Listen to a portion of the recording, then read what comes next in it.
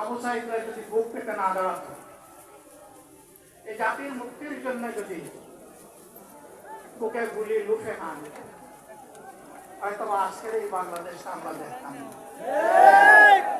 ইতিমধ্যে হয়তো আরো অনেক মানুষের জীবন ফ্যাসিবাদীদের হাতে চলে যেত। 24 জীবন বাজি রাখা এই যুদ্ধটা যদি না হতো,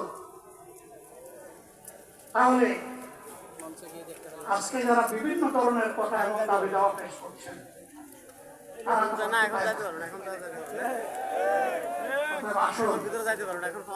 তাদের ত্যাগের বিনিময়ে আল্লাহ তাআলার এই নিয়ামত পাওয়া তাদেরকে কোনো অবজ্ঞা এবং অবহেলা না,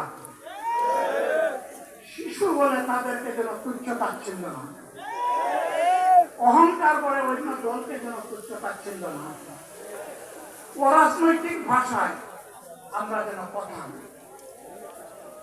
যদি এইগুলো আমরা পরিহার করতে না পারি, তাহলে বুঝতে হবে যারা পারবেন না, ফ্যাসিবাদের রূপ তাদের মধ্যে নতুন করে বাসা বেঁধেছে।